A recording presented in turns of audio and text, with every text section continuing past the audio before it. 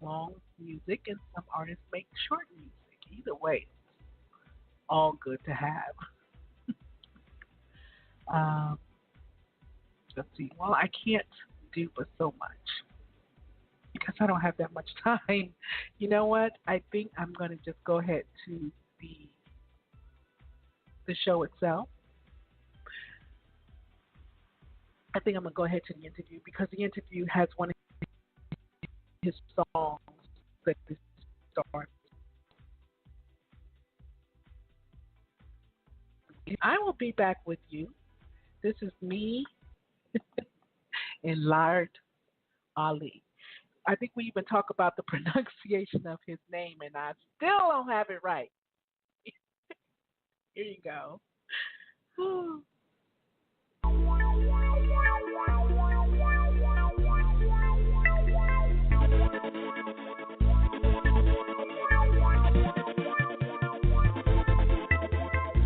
Tonight's the night I've waited patiently just for this moment. You talk a lot of game, but trust me, I'm gonna teach you something. You look so good to me, I can't believe I've got you right here. I'll take my time, you gon' lose your mind. When I go down, I stay there. I got a lot of love, I wanna give you this evening. With all the love, I'm trying to make you say,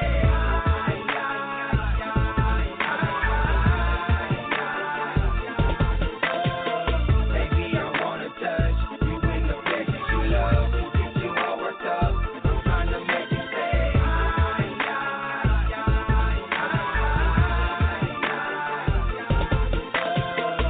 your lips, your eyes, your hips, your thighs. Can't keep from looking at your pretty skin. We soaking wet like we been in a sauna. We take a quick breath, then we at it again. Hold up, wait a minute, sit back, relax. I'm gonna take my time, stare at you, enjoy the view before I get up in it. What's my name? What's my name? What's my name? What's my name? Baby girl, tell me what's my name. I got a lot of love. I wanna give you this evening. The flood of love. I'm trying to make you say,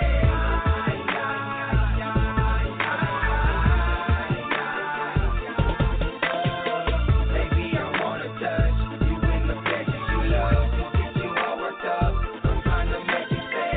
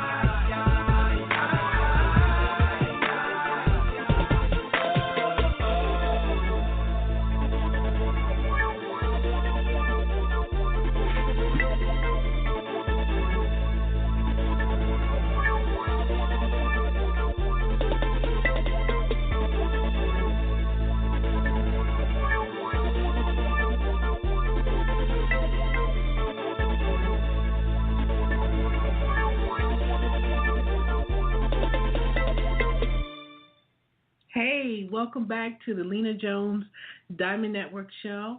I am on the line with the R&B smooth artist himself, Mr. Laird Oli. And he just told me that I have been pronouncing his name wrong. And every time, he comes on, or not he comes on, or I talk about him, I say Lard. So I do apologize to my listener, and I apologize to you, Laird.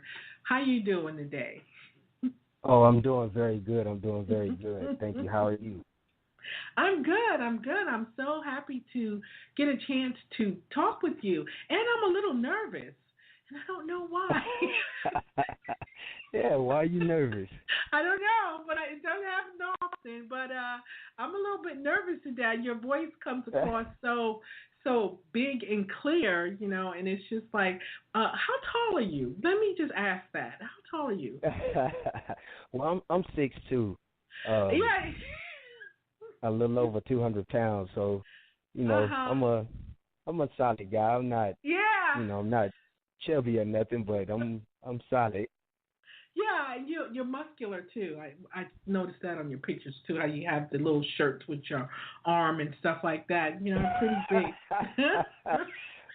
Well, I gotta show a little bit. I got it, so you gotta show a little bit. You gotta be proud of your hard work.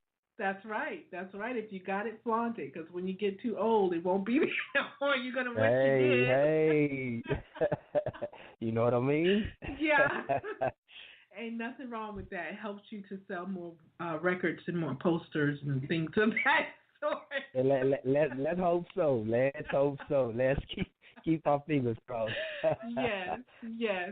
Well, I'm going to talk about this song that we just heard, "Ay Ay Ay."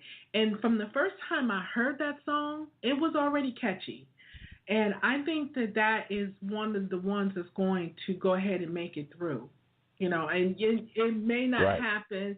We may have to hear it, you yourself hear it for a long time, because artists have to listen to their songs for a long time, sometimes before they even get out to the general public. And then when they get out there and they're popular, they hear it another long time. Right. So do you get tired of hearing it, or because it's you never tired from hearing your songs? Well, I won't say I don't get tired. I take a hiatus sometimes. I won't listen to any of my music for like a week or two, and then I get back to it, because I always want to stay fresh. You know what I mean? One thing that when I first started singing, and since I've been an artist, I always wanted to make sure I be authentic in the way I sound on my record, with the way I sound on the mic in live performances.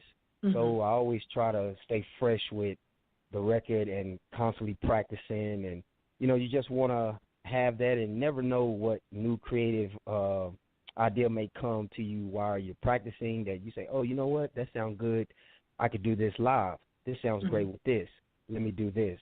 So, vocally, what I mean. So, I don't really get tired. It's just sometimes I won't listen to it for about a week or two, and then I'll come back to it.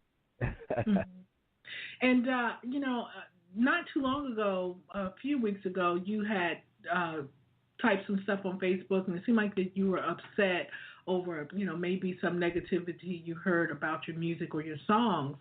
And I just want to confirm with you that you're gonna get there, because your sound is good, appreciate that. And it's different. And you may have to hear that same song for a long time, but right. It's for the next 5 years. It's a catchy song. I mean, even with a lot of the independent artists that I promote, I find myself singing their music when I'm, on the computer. Right. It's so easy just to say "ay ay ay," I got a lot of love. Right. And that's how you know a song is a good song, when you at home and you doing something, or you driving and you catch yourself singing that hook, or singing a part of that song. That's also how you know a song is a good song, because I know, like I know, and everybody else know that's listening, if it ain't good, it ain't sticking. That's right. That's right. That's right. And I do try to pick musicians that whose song would stick around. Steve Hester, he's another one. His music is good as well as Right. Jimmy. Mhm. Even Clipper, he only has one song with me, but even that's catchy. And then when Norma Jean came with her house, you know, it's just so many Right. talented artists. I get emails from people and people on the Twitter where they say, "Could you check out my song and this and that and the other?" And I know Mhm. that I'm not in a position to to be picky, but I am. I am Right. picky about what music I want to play because the music that I play, I want the people to like the music as well. So, Right. and it has to be it has to be something that I like. And if I don't really like it, I'm not going to contact you. And some people I have contacted because I like their music. People who never don't know about me or my show or anything, and Right. I've contacted them and I don't hear back from them. I mean, they're not top of the charts. They're not people that you even know of. People who are still trying to get there, and I'm trying to offer them a Right. service for free, and I never hear from Mhm. them. So I just, keep it moving, wipe the Right. dust off my feet, and move on to And keep someone else. and that's how you got to do it. You know, Yeah. it's the nature of the beast. You know, you don't you yeah, you offering a free service and it's an outlet for indie artists, which I for one am very grateful for. You know, I've told you 1,000 times that Yeah, you you know have. that you're awesome for that because indie artists, especially artists that are unsigned, don't have a lot of platforms where they can showcase their music and get it out to a mass of people at once. So Mhm. when you're doing that and you're in the position that you are in, uh, you have to kind of be picky because you have to keep the listeners that you have. You have to keep them involved and keep them wanting to listen and wanting them to go back and tell their friends and somebody else, hey, check out Lena Jones' show. She has a great show. She has great artists, great music. So if you put somebody on that's just kind of, they really not hitting on anything, then, Mhm. that could kind of damage your show or what you have going on. So, yeah, you kind of have to be, you got to be picky. And it's just the nature of the beast. Yes. Anybody that's getting into the industry, acting, music, whatever it is, plays, it's just the nature of the beast. Mhm. These people, they don't hold their tongue. They'll let you know if you got it or if you don't. There's no gray area. That's So, right. That's right.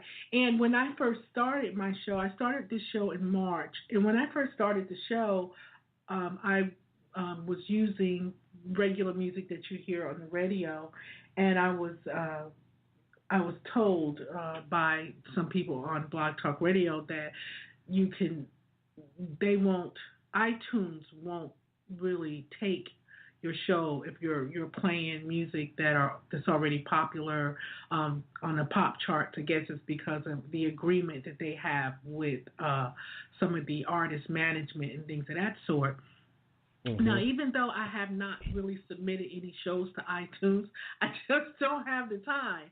I when I started the show, I really didn't want to use popular music. I wanted to use independent artists because the show is about self-employed entrepreneur and things of that sort. So my right. if I was going that way, I definitely wanted to go that way with the music as well. I just didn't have really anyone but Steve Hester at that time. Steve Hester was the only hmm one whose music I was playing, and then Jimmy came on board. Jimmy Pax, he came on board, Right. and I hmm listened to some of his music and things of that sort. And I think you were the third. I think because I had did something in Google, and a friend of yours had told me about you, and I hooked up with Right. you from there. And I had played your song to my husband, and he Uh-huh. is a music guru. He is music inside out. He knows so much Awesome. more about it. And so I tell him, I said, well, I want you to listen to this and let me know what you think. Uh-huh. And he was like, that's gonna be a hit. And I said, Wow, I okay, yeah. appreciate that. I, tell that was him I wonderful. said thank you. on the I. He